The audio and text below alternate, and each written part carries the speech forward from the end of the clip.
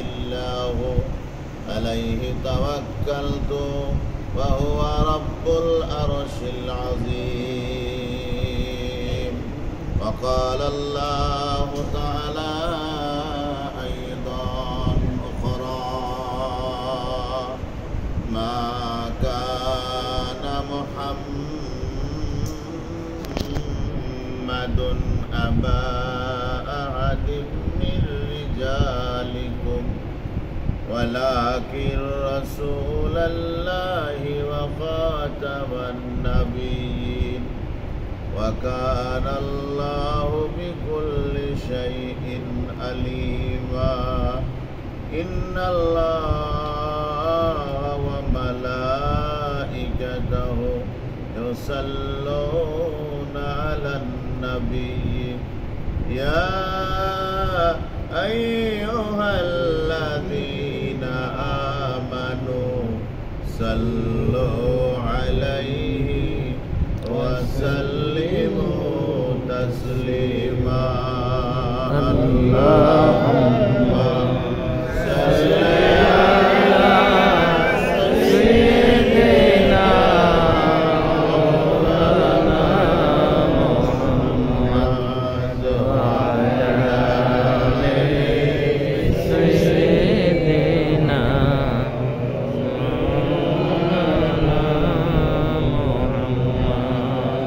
इश्क महबूब खुदा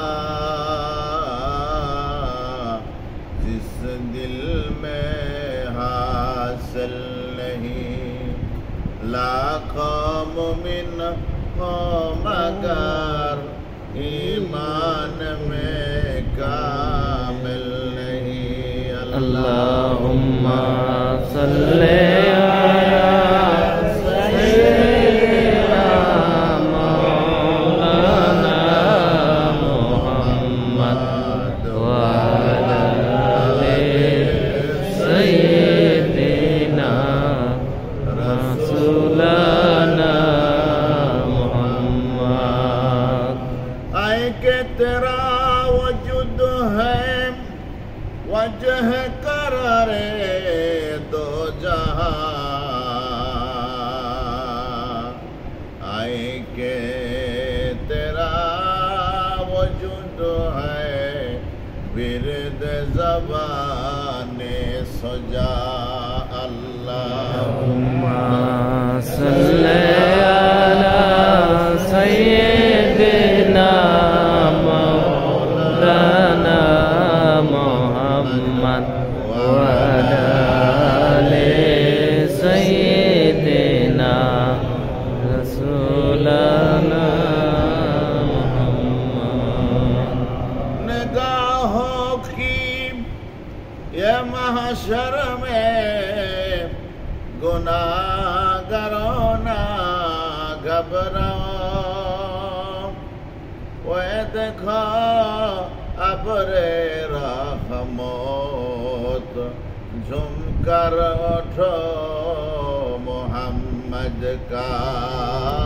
अल्लाहुम्मा सल्ले अला सय्यिदिना मौलाना मुहम्मद व अला आलि सय्यिदिना हबीबाना मुहम्मद।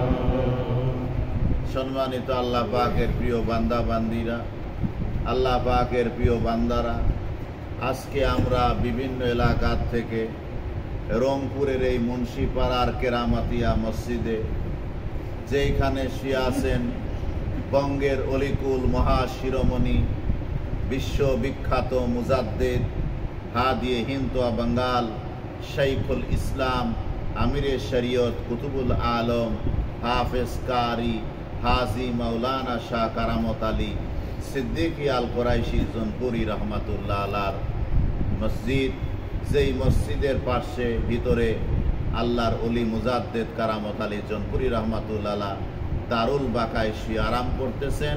তার অপর পাশে তার বিবি সাহেবা আল্লাহর অলি, তিনিও শুয়ে আছেন। সুবহানাল্লাহ। মুজাদ্দিদ কারামত আলী জনপুরি বলেছিল, বিবি তুমি আমার কাছেই থাকবে, আমার পরেই তুমি আমার সাথে মিলিত হবে।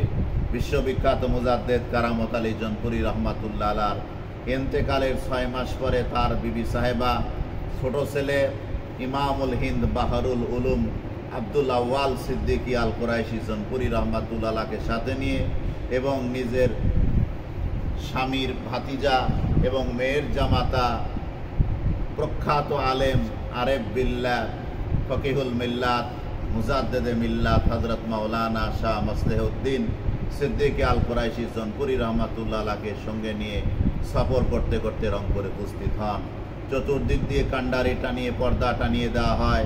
আল্লাহর ওলির স্ত্রী আল্লাহর ওলির মাজার জিয়ারত করে বলে, স্বামী গো, কিয়া ওয়াদা থা, কি ওয়াদা ছিল, আপনি ওয়াদা দিয়েছিলেন আপনার পরে আমি চলে যাব, আপনার সাথে মিলিত হব, কিন্তু আমিও তো এখনই দুনিয়াতে আসি, তাহলে কেমন হলো? মাজার শরীফের ভিতর থেকে আওয়াজ হলো, বিবি সাহেবা ধৈর্য ধরেন, কিছু সময়ের পরে আপনি আমার সাথে মিলিত হবেন। সুবহানাল্লাহ। আল্লাহ ওলির বলতে দেরি, আল্লাহর ওলি মুজাদ্দেদ জামানের স্ত্রী অসুস্থ হতে দেরি না, জ্বর এসে গেল, কান্ডারি টানিয়ে দেওয়া হলো। ওইখানে আল্লাহর ওলি কালেমা পড়তে পড়তে আল্লাহর ওলির বিবি সাহেবা রহমাতুল্লাহ ইন্তেকাল করলেন। তাকে গোসল দেওয়া হলো। আল্লাহর ওলি মুজাদ্দেদে জামান কারামত আলী সিদ্দিকী জনপুরি রহমাতুল্লাহ আলার মাজার শরীফের পার্শ্বে উনার পার্শ্বে তাকে দাফন করে দেওয়া হলো। এই জন্য বিশ্ববিখ্যাত মুজাদ্দেদ, বঙ্গের অলিকুল মহাশিরোমণি, যুগ সংস্কারক, যিনি শিরক বেদাত কুসংস্কার দূরীভূত করেছেন। বাংলা, ভারত, উড়িষ্যা, বিহার, আসাম, এই বঙ্গদেশের এমন কোনো জেলা, উপজেলা, গ্রাম অঞ্চল, ইউনিয়ন ছিল না যে এলাকায় কারামত আলী জনপুরি রহমাতুল্লাহ যান নাই। বজ্রবদে, নৌকায় চড়ে, নৌকা যোগে, পালকিতে চড়ে বিভিন্ন উপায়ে বিভিন্ন অঞ্চলে, গ্রামগঞ্জ, শহর, প্রত্যন্ত অঞ্চল, কষ্টদায়ক রাস্তা অতিক্রম করে বাংলা, ভারত, বিহার, উড়িষ্যা, আসামের ঘরে ঘরে দিন ইসলাম পৌঁছায় দিয়েছেন। অনেক কষ্ট স্বীকার করেছেন। মানুষের জুলুম, অত্যাচার, নির্যাতন, নিপীড়ন সহ্য করে আল্লাহর ওলি ধৈর্য ধরে আব্দুল আজিজ মুহাদ্দিস দেহলভী রহমাতুল্লাহ আলার পন্থাটা উনি অবলম্বন করে, আল্লাহ রসুল বলেছেন, মা আতাকুমুর রাসূলু ফাখুযুহু ওয়া মা নাহাকুম আনহু ফান্তাহু। আল্লাহ রসুল যা নিয়ে এসেছে তা গ্রহণ করো, আল্লাহ রসুল যা থেকে বিরত থেকে বলেছে যে তা থেকে বিরত থাকো। এটাই সূত্র করে শহীদ সৈয়দ আহমদ বেরলভী রহমাতুল্লাহ আলাহ তার তরিকার নাম দিয়েছেন তরিকায়ে মোহাম্মদিয়া। আর সৈয়দ আহমদ বেরলভী বলছে, যুদ্ধে প্রাণ দেওয়ার মতো কারামত আলী জনপুরি অনেক আছে, জ্ঞানী লোকের বড় অভাব। আমি সৈয়দ আহমদ বেরলভী রহমাতুল্লাহ আলাহ আমার অবর্তমানে এই হেদায়েতের ঝান্ডা কারামত আলী জনপুরি তোমার নিতে হবে। কাজে অনেক খলিফা আছে, কাউকে বলেন নাই, কারামত আলী জনপুরিকে বলছে। কারণ কারামত আলী জনপুরিকে প্রকাশ্য বলেছে, আমি তোমাকে বাংলা এবং আসামের হাতি বানিয়ে দিলাম। মুজাদ্দেদ শহীদ বেরলভী রহমাতুল্লাহ আলার বালাকোটে শহীদের পরে তার অবর্তমানে কারামত আলী জনপুরি সেই ঝান্ডা তুলে নেন। বঙ্গ ভারতের তিনি হাদি হন এবং বিশ্ববিখ্যাত মুজাদ্দেদ তিনি হন এবং বঙ্গের, ভারতবর্ষের সমস্ত এলাকার হেদায়েতের কাজ চালান, সংস্কার করেন। যেই জায়গাতে মানুষ মানুষকে পূজা করত, খোদা মনে করত, পীর পূজা করত, গাছ পূজা করত, মাছ পূজা করত, বিভিন্ন জাদুকার মিউজিক, গাছ পূজা, বিভিন্ন প্রকার ইহুদি খ্রিস্টানের কৃষ্টি কালচার মুসলমান সমাজ এসে গিয়েছিল। মুসলমানরা অর্ধ উলঙ্গ থাকতো, কেউ উলঙ্গ থাকতো। হিন্দুদের গান, বাদ্য, বাজনা, পূজার মধ্যে তারা সামিল ছিল। এমন অবস্থায় মুসলমানের মসজিদের অবস্থা ছিল, সেখানে শুয়ার বেঁধে রাখতো, মানুষ আসর করত, হিন্দুদের বরযাত্রী রাখা হতো। এমন অবস্থা মুসলমান সমাজে ছিল। নিজেদের নামে মাত্র মুসলমান মনে করত, কিন্তু ইহুদি খ্রিস্টান হিন্দুদের কাজগুলো তারা করত। এমনও সময় আল্লাহ তাবারাক তাআলা বাংলা, ভারতের যখন মুসলমানের দুর্দিন অবস্থা এসে গেল এবং ব্রিটিশ সরকার ক্ষমতা দখল করে নিয়ে মুসলমানদের মসজিদ, মাদ্রাসা, খানকার সমস্ত সম্পত্তিগুলা বাজেয়াপ্ত করে দিল। মুসলমানের দুর্দিনে কে কান্ডারি হবে?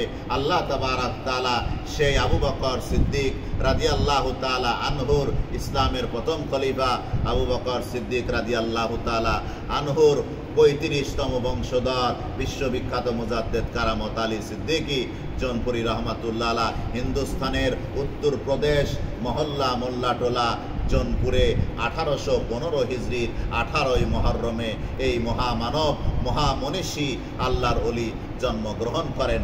সুবহানাল্লাহ। আল্লাহর ওলি জন্মগ্রহণ করে এমন ওলি ছিলেন, ঘরের কোন পাশে প্রদীপ জ্বলেছে, কয়টা দরজা জানালা ছিল, মুজাদ্দেদ কারামত আলী জন বলেছে, আমি এখনো বলে দিতে পারি আমি এমন ওলি ছিলাম, মায়ের স্তনের দুধ খাওয়ার সময় কি কি করেছে আমি কারামত আলী এখনো বলে দিতে পারি। মাদার জাত ওলি ছিল কারামত। 5 বছর বয়সে বাবার কাছ থেকে মক্তব শিক্ষা করে 7 বছর বয়সে পবিত্র কোরআনের হাফেজ হন, নিয়মিত নামাজ পড়েন। 10 বছর বয়সে আরবি, উর্দু, ফার্সির গভীর জ্ঞান অর্জন করেন এবং বিখ্যাত ওলি আলেম কারি ইস্কেন্দারি রহমাতুল্লাহ, আহমদুল্লাহ চিরারপুরি রহমাতুল্লাহ সহ তাদের কাছ থেকে কি এলমে কেরাতের সনদ লাভ করেন। আব্দুল হাদিস মুহাদ্দিস দেহলভী রহমাতুল্লাহর কাছ থেকে হাদিস তাফসিরের শাস্ত্রের জ্ঞান লাভ করেন এবং এইভাবে অসংখ্য ওলামায়ে কেরাম আউলার ওলি বুজুর্গানে দিনের সহবত থেকে মাত্র 18 বছর বয়সে এলমে জাহের, এলমে বাতেনের পরিপূর্ণ শিক্ষা, জ্ঞান বিজ্ঞান, এলমে মাকুলাত, এলমে মানকুলাত, ফালসুফা প্রত্যেকটা বিষয়ে তিনি জ্ঞান অর্জন করে হযরত আব্দুল আজিজ মুহাদ্দিস দেহলভী রহমাতুল্লাহর নির্দেশে সৈয়দ আহমদ শহীদ বেরলভী রহমাতুল্লাহর কাছে মুরিদ হয়ে মাত্র তার নেক দৃষ্টি ইত্তেহাদি তাওয়াজ্জুর কারণে 8 দিনের সোহবতে তিনি খেলাফত লাভ করেন আর 18 দিন পীরের সোহবতে থেকে 18 বছরের ইলম হাসিল করেন। সুবহানাল্লাহ। এমন একজন এই ক্ষণজন্মা মনীষী মহাপুরুষ সৈয়দ আহমদ বেরলভী রহমাতুল্লাহ বলে, যাও বাংলা আসামে হেদায়েতের কাজ করো। কাজে লেগে গায় একাধারে বাংলা, বিহার, উড়িষ্যা, আসামে পরিশ্রম করে এই মুজাদ্দেদ জোনপুরি রহমাতুল্লাহর হাতে 2 কোটি মানুষ কালেমা পড়ে মুসলমান হন আর 1 কোটি পর হেদায়েত পায়। 3 কোটি মানুষ এই মহান মনীষী বিশ্ববিখ্যাত মুজাদ্দেদ কারামত আলী জোনপুরি রহমাতুল্লাহর দ্বারা মুসলমান হন। আজও বাংলা, বিহার, উড়িষ্যা, আসামের মানুষ কারামত আলী জোনপুরি রহমাতুল্লাহর কাছে তার আওলাদদের কাছে বাংলা এবং আসামের মানুষ ঋণী যে কারামত আলী জোনপুরি না হলে বাংলা আসামে 5 ওয়াক্ত নামাজের আজান হতো না, দুর্দিনের শেষ ছিল না। সেই বিশ্ববিখ্যাত মুজাদ্দেদ কারামত আলী জোনপুরি রহমাতুল্লাহ ইসলাম প্রচার করতে করতে জীবনের শেষ ভাগে এই রংপুরের মুন্সিপাড়ায় এসে নিজের আস্তানা গড়ে তোলেন। নিজের জমিদারি বিক্রি করে বাংলা, বিহার, উড়িষ্যা, আসামের মানুষদের জন্য টুপি, লুঙ্গি, শাড়ির ব্যবস্থা করেন। কিভাবে পায়খানা পর্দা করে পায়খানা করতে হয় সে ব্যবস্থাও করে দেন। কিভাবে চুল রাখতে হবে, টুপি পরতে হবে, লুঙ্গি পরতে হবে, ধুতি খুলতে হবে, এভাবে সমস্ত কিছু ব্যবহার করার জন্য কারামত আলী। এবং শুধু তাই নয়, মানুষের নামের সাথে শ্রী, হিন্দুদের নামের সাথেও শ্রী। কথা বলছেন, যারা বলতেছে, যারা হবল বলতো হতার মিন্দ মহাসুরেন্দ্র এবং কত কিছুর মধ্যে তারা লিপ্ত ছিল। পূজা করতো ইস ধর্মকে সরকার কেসি ধর্ম মা যায় জায়গা বহুত বুঝতে সে মেরি সুবেহ শাহ মেরি জনম খায়েগা। তার এই মূর্তি পূজার অর্চনা করতো, একে খোদা মনে করতো। এই দেবদেবীকে লাথি মেরে দিয়ে ইন্নাদ্দিন ইনদাল্লাহিল ইসলাম, দিন ইসলাম আল্লাহর কাছে গ্রহণযোগ্য এক সত্য দিন ইসলামের বাণী নিয়ে আল্লাহর ওলি মোহাম্মদী তরিকার সহ 4 তরিকার হাদি হয়ে এই দেশে আসলেন। তার হাতে মুসলমান হলেন। 30,000-এর বেশি মসজিদ মাদ্রাসা নির্মাণ করেছিলেন। সমস্ত এলাকা সারা বাংলা, বিহার, উড়িষ্যা, আসাম এগুলো করে মুন্সিপাড়া শেষে আস্তানা গেড়ে তুললেন। এখানে ওনার অসংখ্য কারামত প্রকাশ পায়। নিজের পেট ফেরে বুজুর্গান দিন সে এটা রেওয়াজ আছে, নিজের পেট ফেরে নারী বুড়ি বের করে নদীতে ধুয়ে আবার নিজের মধ্যে উঠেছেন। সঙ্গে সঙ্গে আগের মতো নারী বুড়ি চলে গিয়ে আগের মতো শরীর হয়ে গেছে। সুবহানাল্লাহ। 4 তাকবীরে জানাজার নামাজ 5 তাকবীরে পড়াইছে। লোকেরা কয় কেন পড়াইলেন? কয় প্রথম তাকবীর দিয়ে আজরাইল আনছি, জানটা কবজ করছে, 4 তাকবীর দিয়ে জানাজা পড়ছি। সুবহানাল্লাহ বলে। এই সময় অসংখ্য কারামত, যে কারামত আলী জোনপুরি একটা চাউলের ওপরে বিসমিল্লাহর সাথে সূরা ইখলাস রেখে, কুলহুর সূরা রেখে তাতে নিজের নামের দস্তখত করত আর ওই চাউল কোনো দুরারোগ্য ব্যাধিকে খাওয়াইয়া দিলে সঙ্গে সঙ্গে সে সুস্থ হয়ে যায়। সুবহানাল্লাহ। এত বড় কারামত আলী জোনপুরি শুধু মুসলমান করেন নাই, কিতাবও লিখে গেছেন। দেখলেন মুসলমানের নামের সাথে শ্রী, হিন্দুদের নামের সাথেও শ্রী। তখন তিনি কি করলেন, ব্রিটিশ যে গভর্নমেন্ট আপনার ব্রিটেনের রানীর সাথে দেখা করে যে হিন্দু মুসলমানের মধ্যে পার্থক্য দরকার, আপনার ধর্মের তো কোনো সমস্যা হবে না, তাহলে আমরা মুসলমানের নামের সাথে আজকে থেকে শ্রী কেটে মোহাম্মদ দিলাম বলে আপনি লিখতে পারেন। তখন থেকে শ্রী কেটে মুসলমানের নামের পূর্বে মোহাম্মদ এসে গেল। এই বিশ্ববিখ্যাত মনীষী ক্ষণজন্মা মহাপুরুষ রংপুরের এই মাটিতে এই কেরামতিয়া মসজিদের ভিতরে শুয়ে দারুল বাকার মধ্যে শুয়ে আছে আল্লাহর অলি।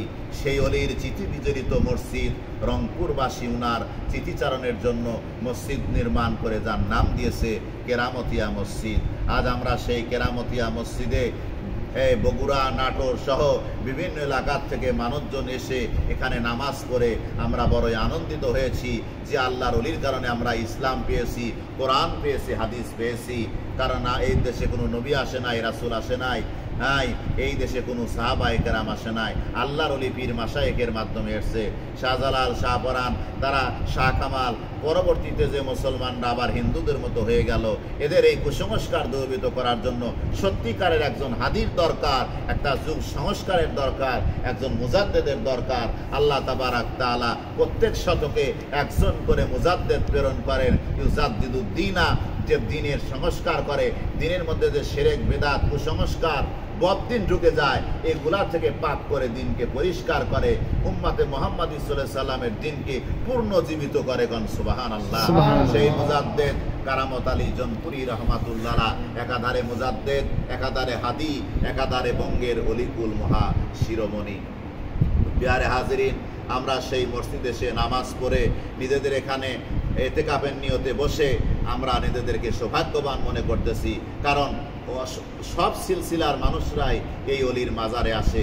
সুন্নাত তরিকায় মাজার জিয়ারত করা সুন্নাত, জিয়ারাতুল কবরে কবর জিয়ারাতু সুন্নাহ, কবর জিয়ারত করা সুন্নাতু। এটা হলো উলামা ওয়াজমাউ আলা আন্না জিয়ারাতে সুন্নাতুল লাহুম। ইমাম নববী রহমাতুল্লাহ বলছে মুসলমান সমস্ত মুসলিমদের ঐক্যমতে কবর জিয়ারত করা সুন্নাত। মাওয়াহিবে লাদুনিয়াদের মধ্যে আছে ওয়াকাদ ইস্তাহবাবাল মুসলিমুনা আলা জিয়ারাতুল কুবুরে কামা হাকাহুন নববী, মুসলমানদের নিকট কবর জিয়ারত করা মুস্তাহাব। এটা হলো আপনার ইমাম নববীর মত। এটা মেরকাত কিতাবের মধ্যে আছে আর অসংখ্য কিতাবের মধ্যে আছে। সুতরাং নেক নিয়তে আল্লাহর ওলিদের মাজার জিয়ারতের জন্য সফর করা নিষেধাজ্ঞা না। 3 মসজিদ ব্যতীত অন্য কোনো মসজিদে সফর করা জায়েজ নাই। সেটা হলো মক্কা, মদিনা আর মসজিদে আকসা, জেরুজালেম, বাইতুল মাকদাস।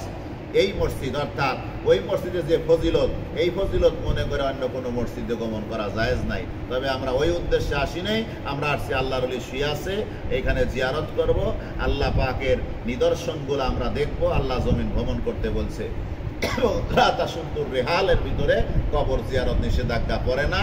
আল্লাহ নবী বলছেন কুনতু নাহাইতুকুম আন জিয়ারাতিল কুবুর ফাজুরুহা, আমি তোমাদের কবর জিয়ারত করা নিষেধ করেছিলাম, এখন তো তোমরা নিয়মিতভাবে কবর জিয়ারত করতে থাকো। কবর জিয়ারতের মাধ্যমে তুজাক্কিরুল আখিরাত, আখিরাতের কথা মনে হয়, বা তুজাহিদু ফিদ দুনিয়া, দুনিয়া ত্যাগের কথা মনে হয়, বা তুজাক্কিরুল মাউতা ফি রায়াতিন উখরা, বা তুজাক্কিরুকুমুল মাউতা, তোমাদের মৃত্যুর কথা স্মরণ হয়। জোরে কন্না সুবহানাল্লাহ। এ সম্পর্কে অসংখ্য মুসনাদে আহমদ, তিরমিজি শরীফ সহ অসংখ্য হাদিস আছে। আল্লাহর নবী বলছেন আমি তোমাদেরকে কবর জিয়ারত করা নিষেধ করেছিলাম, এখন থেকে কবর জিয়ারত করো। ফাইন্নাহু কাদ আজিনা লি মুহাম্মাদিন ফি জিয়ারাতি কবরি উম্মিহি, জোরে কোন সুবহানাল্লাহ। কেননা মুহাম্মদ সাল্লাল্লাহু আলাইহি সাল্লামের আম্মা জানের কবর জিয়ারত করার অনুমতি আল্লাহ পাক দিয়েছে। আর আল্লাহর নবীজির পিতামাতা হলো জান্নাতি।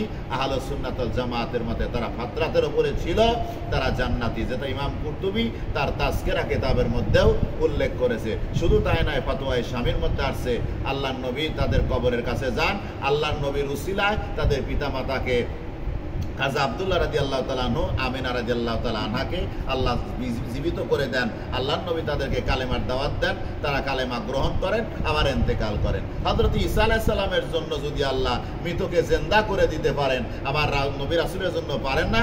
যিনি ঈসা নবীরও নবী, ঈসা নবীরও রাসূল, সমস্ত রাসূলদের রাসূল, সেই রাসূলের ইজ্জতের খাতিরে আল্লাহ তাবারাক তাআলা নবীদের আব্বা এবং আম্মাজানদের জীবিত করেছেন, তারা জান্নাতি। জমহুর উলামায়ে কেরামের এটাই ফতোয়া, আহলুস সুন্নাত ওয়াল জামাতের এটাই ফতোয়া।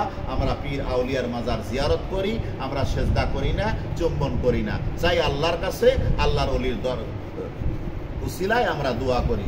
কথা বলছেন ঠিক না?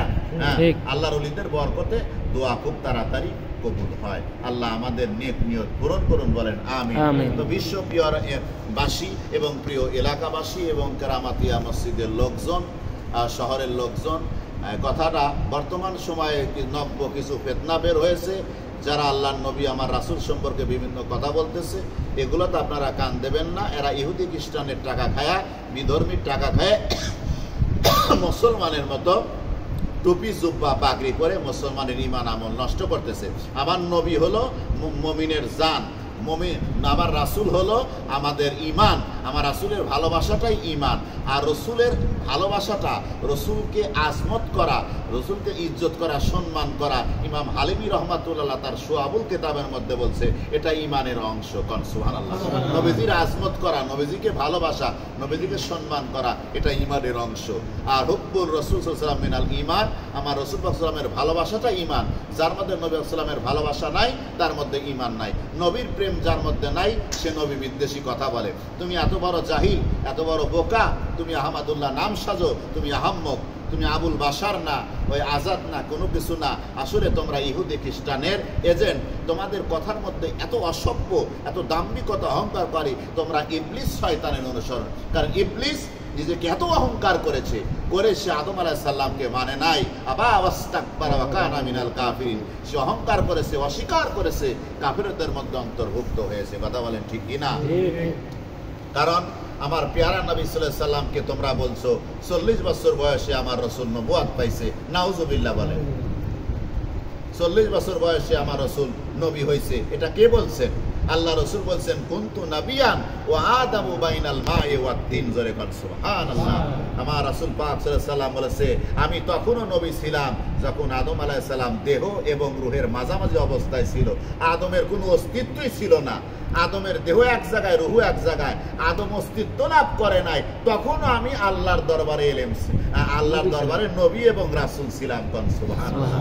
তারা বলতেছে যে আল্লাহর এলেমে আল্লাহর নবী, আমার দয়াল নবী সাল্লামও নবী রাসূল ছিল, অন্যরাও ছিল। আরে আল্লাহর এলেমে তো সব নবীরাই নবী ছিল, আমার রাসূলও রাসূল ছিল, কিন্তু সেটা স্বতন্ত্র কথা। আল্লাহর নবীর আলাদা স্বতন্ত্র মর্যাদা, বৈশিষ্ট্য আছে। এই জন্য তো আল্লাহ নবী খোলাসা করে কথাটা বলে দিচ্ছে কুনতু নাবিয়া ওয়া আদামু বাইনাল মা'i ওয়াত তিন। আমি তখনও নবী ছিলাম যখন আদম, মাটি এক জায়গায় ছিল, পানি এক জায়গায় ছিল, কাদা মাটি এক হয় নাই, তখনও আমি আল্লাহর দরবারে নবী এবং রাসূল ছিলাম। জোরে কন্যা সুবহানাল্লাহ। হ্যাঁ, পানি মাটির মাঝে আদম রুহহীন কায়া, পানি মাটির মাঝে আদম রুহহীন কায়া, তবু আমার নবী তখন জীবন মনের শাহানশাহ।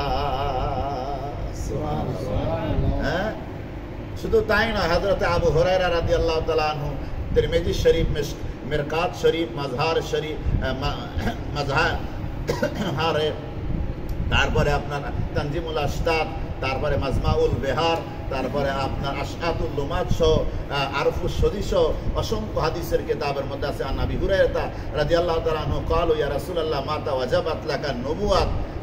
কি বলছেন? হযরত আবু হুরায়রা রাদিয়াল্লাহু তাআলা আনহু বলেন, হযরত নবী আকরাম সাল্লাল্লাহু আলাইহি সাল্লামের সাহাবায়ে কেরাম প্রশ্ন করলেন, ইয়া রাসূলুল্লাহ, ইয়া হাবিবাল্লাহ, কখন থেকে আপনার নবুওয়াতটা অবধারিত ছিল, লিপিবদ্ধ ছিল?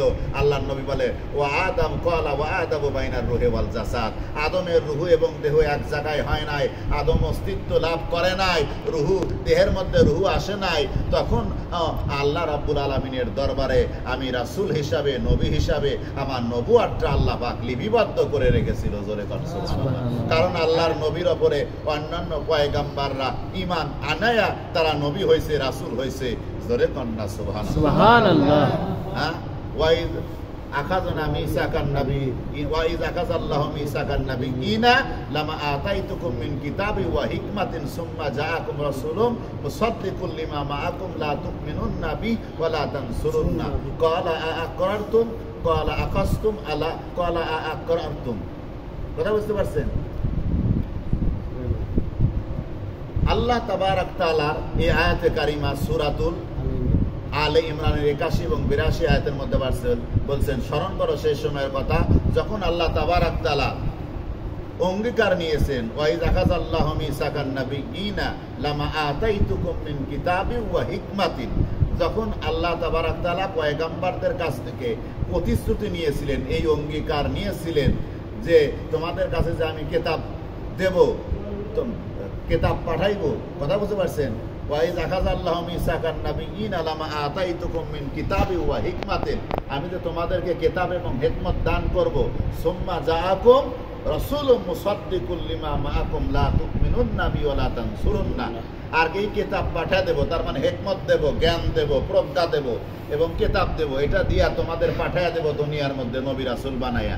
তাহলে এই সময় যদি আমার দয়াল নবী, নূর নবী, রাসূল আসবেন, সুম্মা জাআকুম রাসূলুম, অতঃপর যখন তোমাদের নিকটে একজন রাসূল আসবে, একজন রাসূল মানে কি? মুহাম্মদ সাল্লাল্লাহু আলাইহি ওয়াসাল্লাম, আমার নূর নবী মুহাম্মদ সাল্লাল্লাহু আলাইহি ওয়াসাল্লাম যখন তোমাদের কাছে আগমন করবে, তখন কি তোমরা অবশ্যই তার প্রতি ঈমান আনবে এবং তাকে সাহায্য করবে। তারা কি বলতেছিল?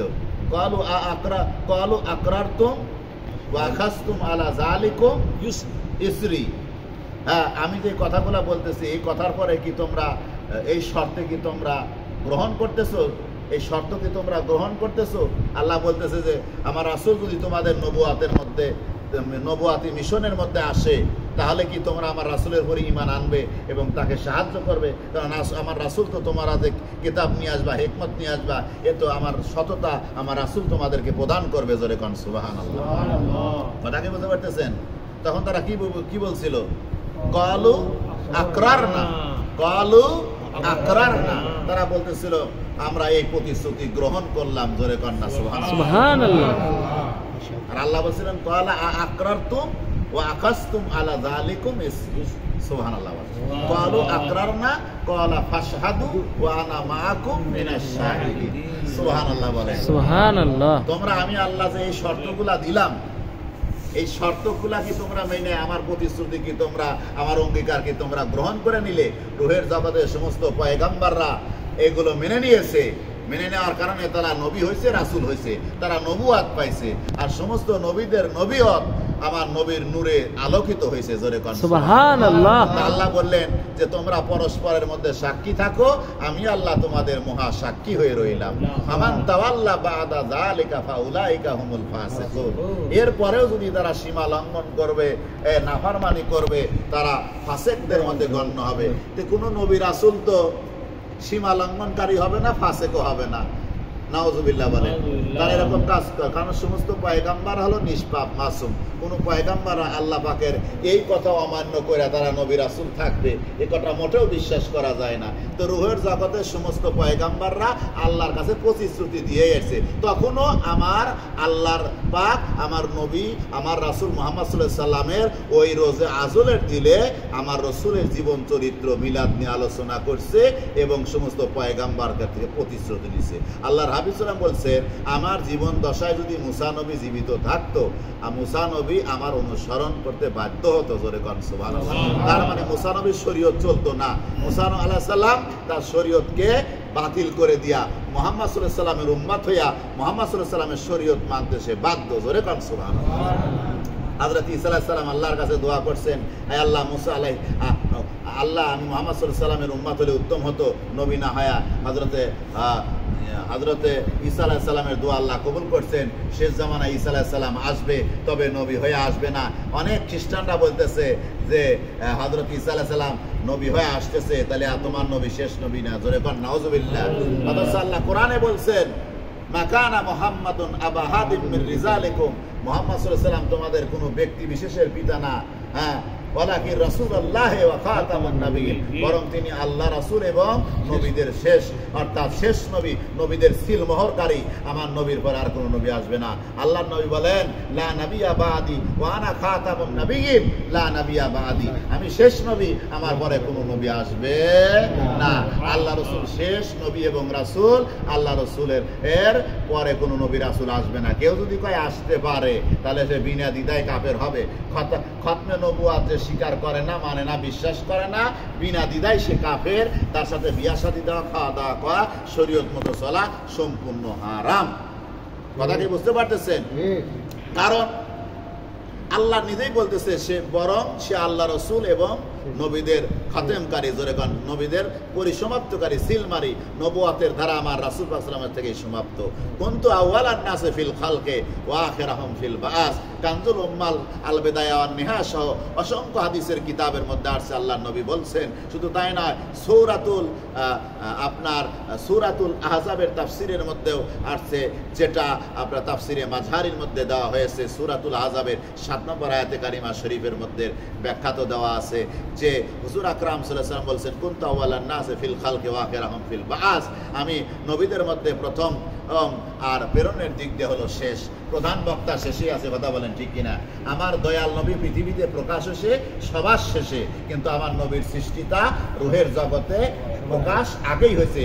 কারণ আল্লাহর নবী বলেন আনিল ইরবাস ইবনে সারিয়া রাদিয়াল্লাহু তাআলা আনহু আন রাসূলুল্লাহ সাল্লাল্লাহু আলাইহি ওয়াসাল্লাম قال انه قال اني عند الله مكتوب وانا خاتم النبيين وان ادم لمنجادل في طينته وساخبركم باول امر دعوه ابراهيم عليه السلام وبشرة عيسى عليه السلام ورؤيا أمي التي رأت حين ودعتني وقد خرج لها نور أضاء لها منه قصور الشام رواه أحمد রাহু শরহে সুন্নাহ। ইমাম বাইহাকি তার দালাইলুন নবুয়াতের মধ্যে সহিহ সনদে হাদিসটা উল্লেখ করছেন। আহলে হাদিসদের গুরু নাসিরউদ্দিন আলবানী সাহেবও তার কিতাবের মধ্যে এই হাদিসটাকে সহিহ বলছেন, জোরে কোন সুবহানাল্লাহ। এবং এই হাদিসের যতগুলো রাবি আছে এর ইমাম বুখারীর এই শর্তে সহিহ এবং সেই সনদের রাবি, জোরে কোন সুবহানাল্লাহ।